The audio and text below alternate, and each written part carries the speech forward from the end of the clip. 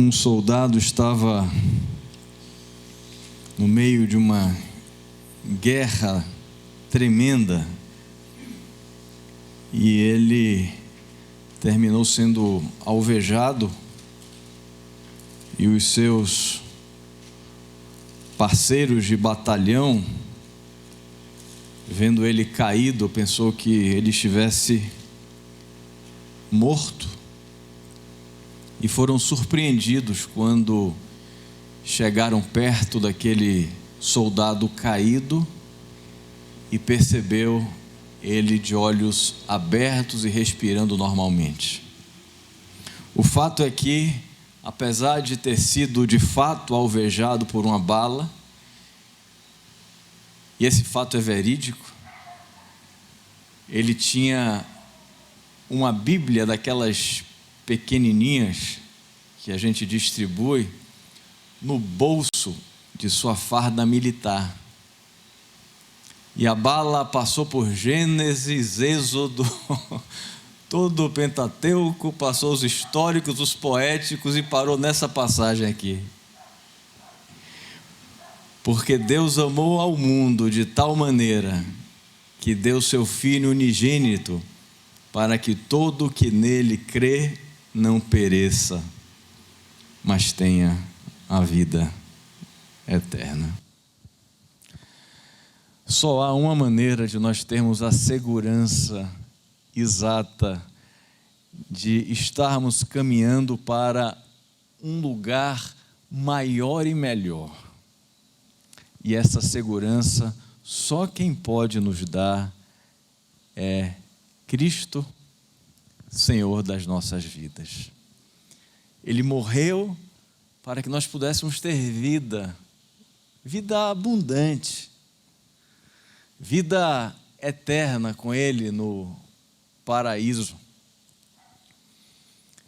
E esse é o desafio e a proposta que Deus tem para você que nos visita nessa noite de alguma forma, ou aqui na igreja, ou no mundo onde esse culto está passando. É a certeza de que Jesus, ele morreu a fim de que nós não morrêssemos mais. Jesus morreu para que a bobagem feita por Adão fosse desfeita, a fim de que Deus olhasse para você e não olhar a você mesmo, mas olhar Jesus em você. Apesar das nossas dificuldades, nossos erros, nossos pecados, nossas limitações, Deus nos enxerga como enxergaria Cristo, e por isso se compraz, por isso se alegra, por isso se satisfaz. Essa é a essência da mensagem cristã. Nós não somos salvos, nem somos aceitos por Deus porque somos bonzinhos ou boazinhas. Nós somos aceitos porque Jesus verteu o seu sangue. Era você, era eu, que deveríamos estar recebendo a punição que Jesus tomou em nosso lugar. Nós temos a possibilidade de ter a vida eterna. Essa é a nossa certeza, a nossa confiança.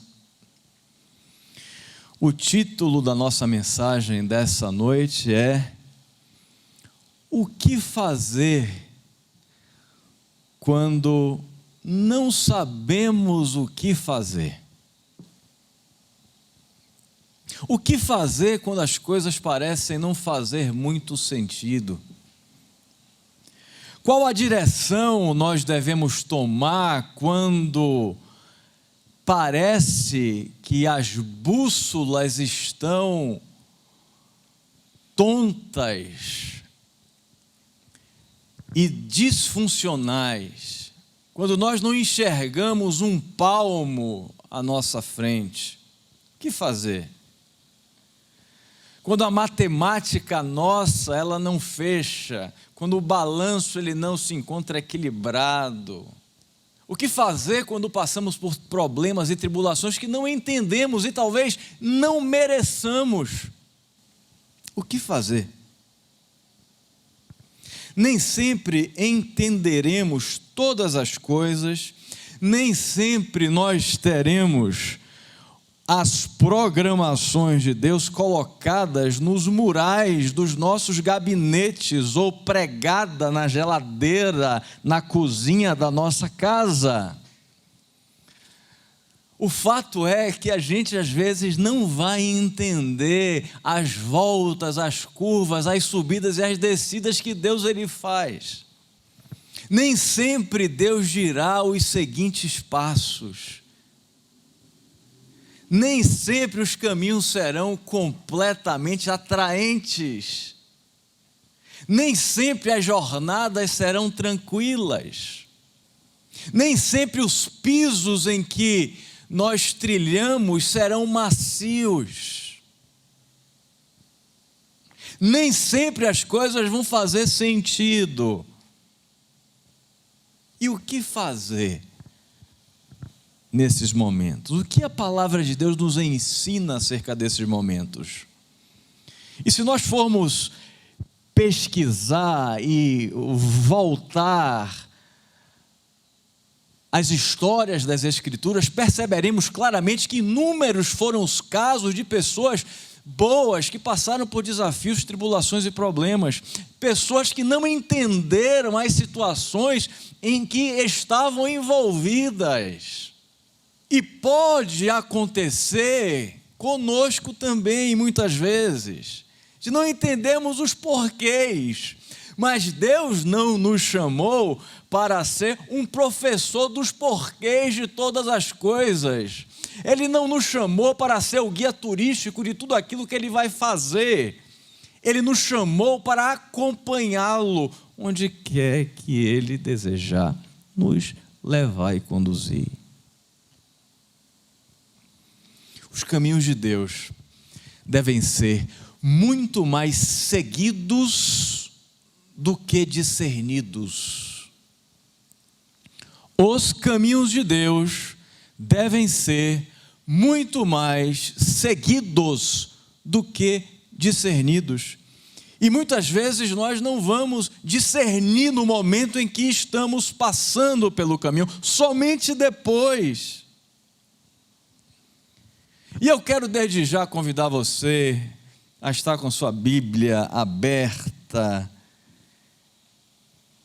em João capítulo 13, versos 6 e 7, que fala um pouquinho acerca desse tema, que lança algumas luzes para que nós compreendamos algumas questões. Diz assim o texto: chegou-se a Simão Pedro que ele disse: Senhor, vais lavar os meus pés? Respondeu Jesus: você não compreende agora o que estou lhe fazendo, mais tarde, porém, entenderá. Essa é a resposta que Deus pode talvez estar dizendo, estar falando com você hoje. Talvez Deus esteja querendo falar com você hoje. Ou pode ser que Deus não queira falar com você hoje, mas que você fique com esse tesouro guardado no cofre do seu coração, para se um dia acontecer de você não entender determinadas situações que podem vir a acontecer em sua vida. Deus pode dizer para você assim: você não compreende agora o que estou lhe fazendo, mais tarde, porém, entenderá.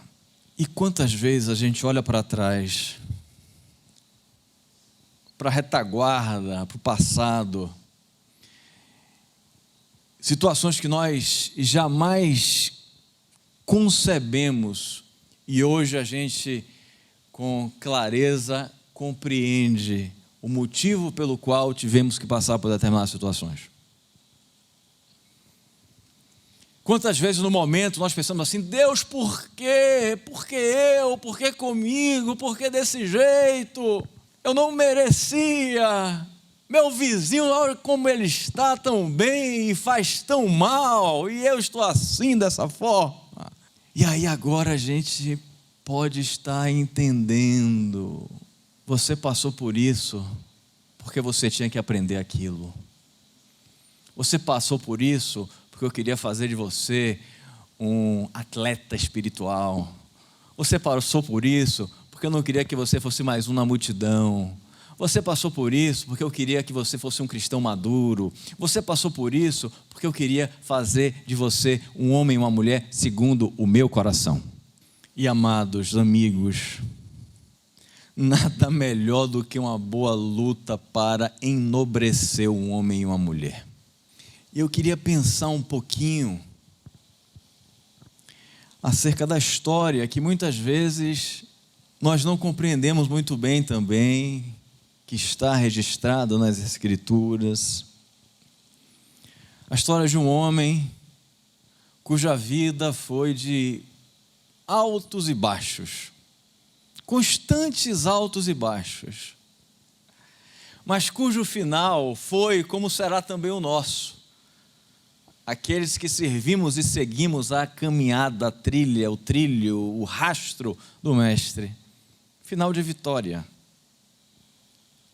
O seu final, se você estiver com Cristo, não tenha dúvida, será de vitória. Não há outra opção para você se não vencer. A vitória não é uma possibilidade, a vitória é uma certeza para aqueles que creem e seguem a Jesus, o vencedor. Não importa onde você esteja agora, não importa o tamanho do seu problema atual, não importa o tamanho da sua crise nesse momento, você será um vencedor. A história de José. A história de José tem uma força impressionante. A história de José tem lições incríveis sobre como a caminhada com Deus, ela não é uníssona, mas ela é gráfica, ela tem curvas. José era o amado de seu pai, olha aqui, o amado de seu pai, rejeitado por seus irmãos e jogado num poço. Eu não posso me abaixar mais, senão o Silvio perde minha linha de imagem. Depois de jogar no poço, foi vendido como escravo, mais baixo ainda. Depois ele conheceu Potifar. Depois de ter conhecido Potifar, Potifar colocou ele como administrador de sua casa.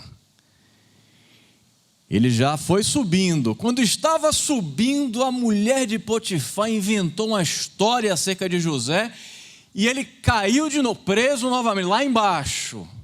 Mas foi por causa da prisão de José que ele teve a oportunidade de discernir o sonho de Faraó e por isso foi colocado como homem debaixo de Faraó, o mais poderoso do Egito, e assim ele terminou a sua história.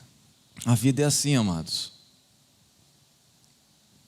E é no piso que Deus às vezes mais nos utiliza e deseja que a gente faça história. O piso de Deus é como aquele pula-pula, às vezes que a gente bate e sobe. Gênesis 39, verso 20 e 21.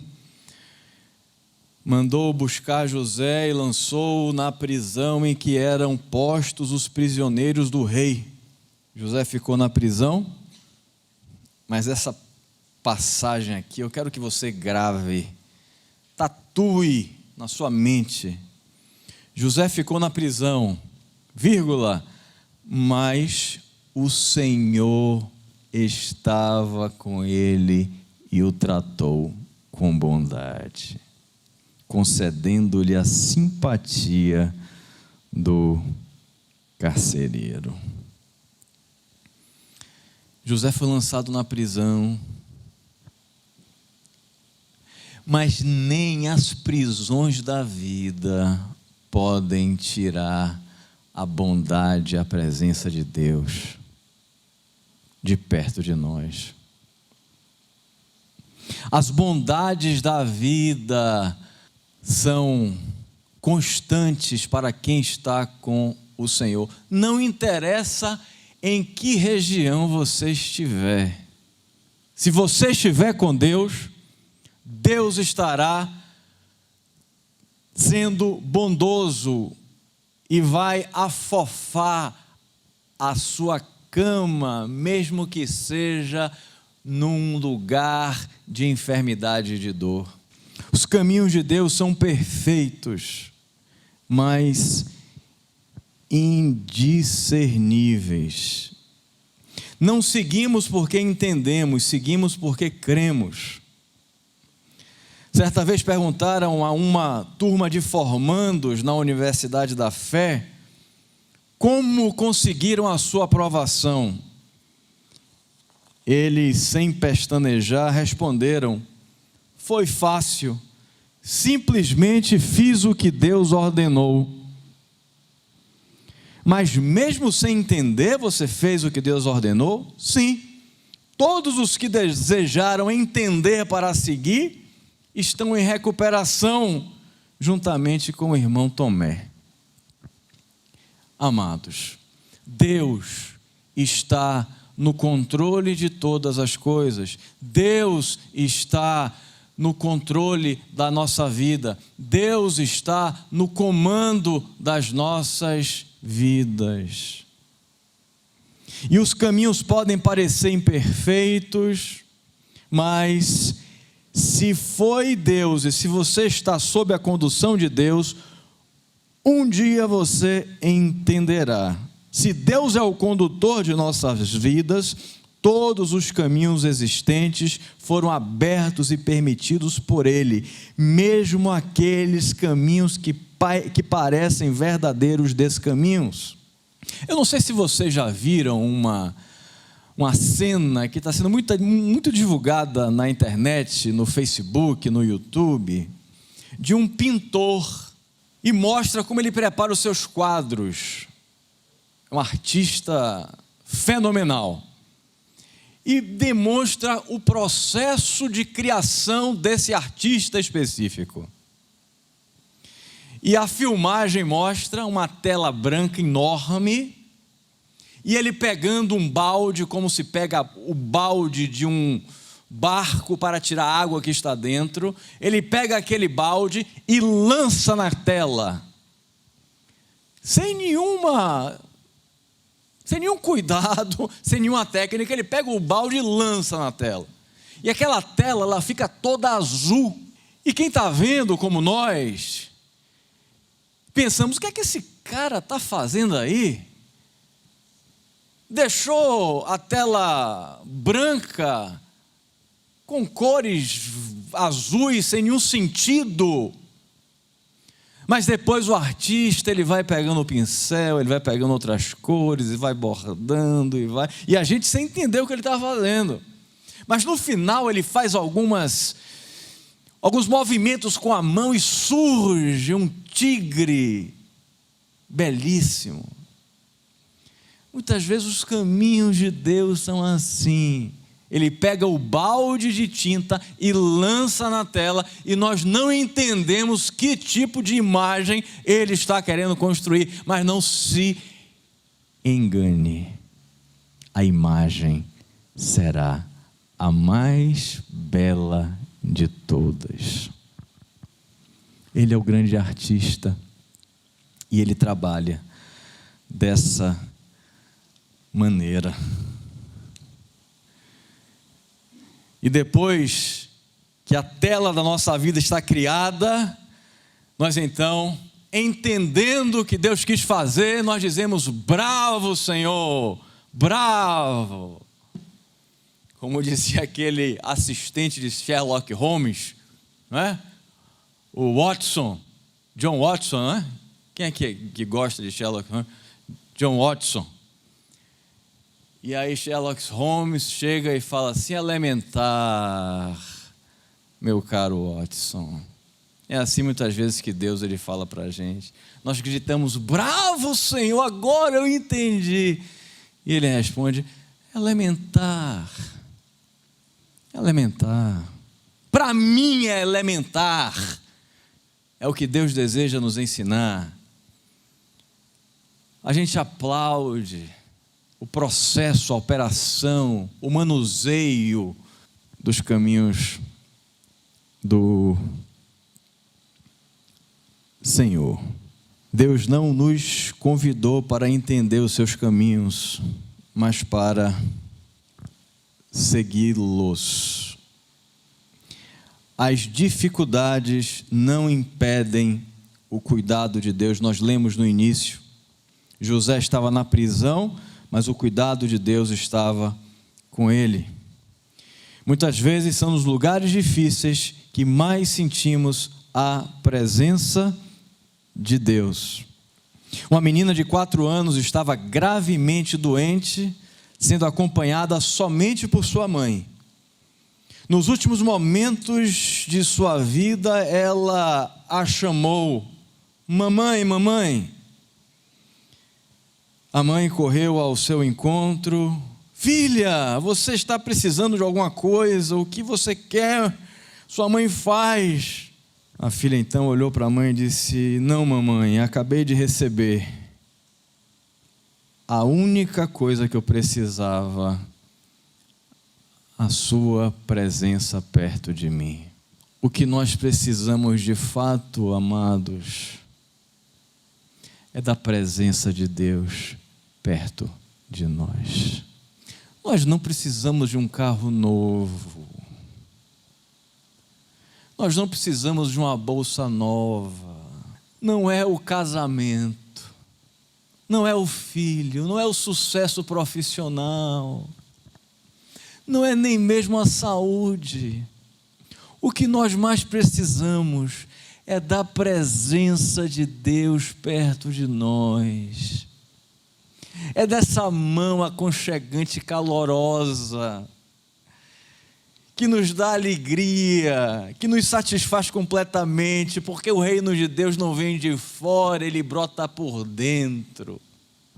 O reino de Deus não está em coisas, não está em riquezas, não está em cultura, não está em livros. O reino de Deus, ele vem de dentro. A mão de Deus, ela é introjetada dentro do nosso corpo, e se ela estiver ali a gente estará bem, mesmo que a gente esteja no meio da mais terrível prisão, porque foi na mais terrível prisão que os seguidores de Cristo cantavam. Não permita pensar que você vai ser feliz quando sair da sua prisão. Deus quer fazer você feliz ainda que você esteja lá. E o que Ele quiser fazer, o que vier é lucro. Mas a presença de Deus é o fundamental. A presença de Deus é o mais importante. É por isso que a palavra de Deus ensina que nós precisamos buscar o reino de Deus em primeiro lugar. E as outras coisas serão acrescentadas. E serão acrescentadas, mesmo que não sejam acrescentadas coisa nenhuma, porque a presença de Deus somente nos basta. Quantas prisões são parque de diversões? Quantas prisões são academias de ginásticas? Quantas prisões são a declaração de Deus de que Ele deseja a nossa atenção? E quantas vezes a gente vai para o leito do hospital simplesmente para olhar para cima e para dizer, Deus, eu preciso, é do Senhor que eu preciso. Às vezes o emaranhado de coisas que vão surgindo é somente um toquezinho amoroso de Deus, dizendo, filho, não é por aí não, olhe para mim, olhe para mim, olhe para mim, é para mim que você tem que olhar. É isso que vai te realizar. É isso que vai te satisfazer. É isso que tem satisfação longeva. Diante da fugacidade das coisas da vida, a única coisa longeva que a gente leva de fato é a presença de Deus em nós. Do que você está precisando? É de um emprego? Do que você está precisando é de sucesso? O que você está precisando é de um casamento? É um filho? O que você está precisando? Na verdade, o que você está precisando, na verdade, é da mão de Deus, é da presença de Deus em sua vida. É isso que você está precisando.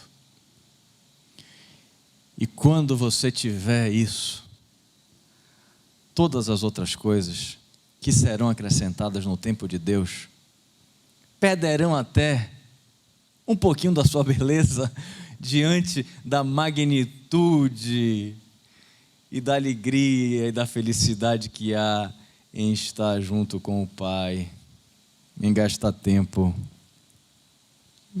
com Ele. Foi no deserto que Deus falou com Moisés. Foi no tempo difícil que Ele falou com Gideão. Foi no meio de um redemoinho que falou com Jó. Foi porque faltou água que Ele fez o milagre do vinho. Foi porque faltou vinho que Ele fez o milagre da água, na verdade. Porque faltou comida que Ele multiplicou o pão. Porque havia insatisfação que se aproximou da mulher samaritana com um segredo que a gente não pode dispensar. E o segredo ali daquela história é de que somente Jesus pode dar água. Já tinha tido não sei quantos maridos, porque buscava no marido que não podia ter.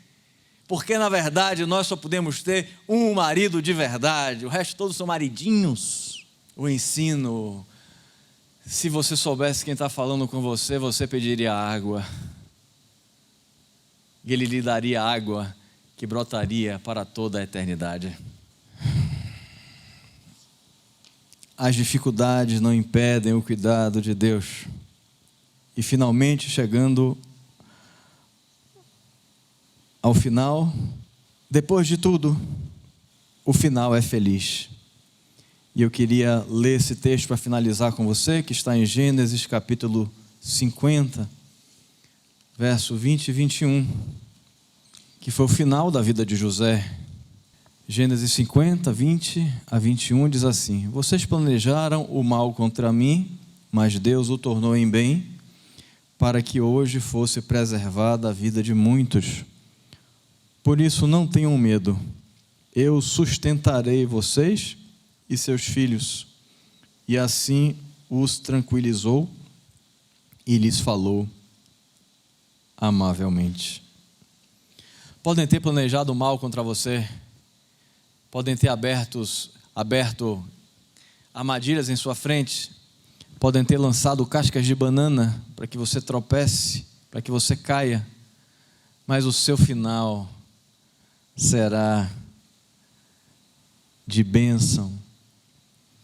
Planejaram o mal contra você, mas Deus é aquele que transforma o mal em bem. Porque Ele é o dono do nosso país, Ele é o reitor da nossa comarca, Ele é o magistrado da nossa região, Ele é o soberano de toda a terra.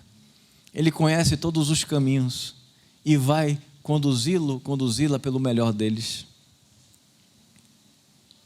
Eu gostaria de finalizar com essa ilustração de um homem que se perdeu na selva africana. Desesperado, ele tentou encontrar uma saída de volta para a cidade, mas quanto mais andava pela selva, pior se tornava o cenário. Então ele encontrou uma cabana no meio da escuridão, isolada, distante, e não tendo para onde ir, bateu na porta e atendeu um ancião africano de barbas brancas e cabelos ondulados até a cintura. E ele tomou um susto com aquela situação, explicou o que estava acontecendo. O ancião rapidamente o conduziu para fora da floresta e ele chegou rapidamente à cidade. E aquele homem que estava perdido na selva, admirado, perguntou ao ancião: como você conseguiu me conduzir tão rápido nessa selva que eu estava já 3 horas tentando sair, sem conseguir, ficando só pior? O ancião olhou para ele e disse: este é o meu país. Conheço todos os caminhos, todos os atalhos e todos os lugares seguros e os caminhos que darão à cidade fortificada. Com Deus é da mesma maneira. Ele sabe todos os caminhos. Ele é o dono da sua vida. Ele é o gestor, o soberano da nossa história. Tudo acabará bem e nós viveremos como sempre terminam os contos infantis. Viveremos felizes para sempre. Que Deus abençoe você. Eu queria orar, vamos ficar de pé, queria pedir à banda que já viesse aqui à frente também, nós vamos finalizar com o louvor. Mas eu queria que durante esse louvor você estivesse perguntando a Deus no seu coração: Deus, o que Tu desejou me ensinar? O que eu posso pensar de coisas boas? Se há algo que Tu quisestes que eu aprendesse, que eu não permita jogar fora o insumo, a matéria-prima, o alimento, o pão que desce do céu. Se Tu desejaste, Deus, falar comigo, que eu não perca a minha bênção, que eu não perca a minha bênção. Faça as suas guardas caírem nesse momento. Abra o seu coração, relaxe os ombros e se gradue hoje na Universidade da Fé, que não entende para seguir, mas segue para depois entender. E logo depois você vai fazer uma oração silenciosa e nós voltaremos em paz para continuar adorando e louvando a Deus. Deus abençoe você.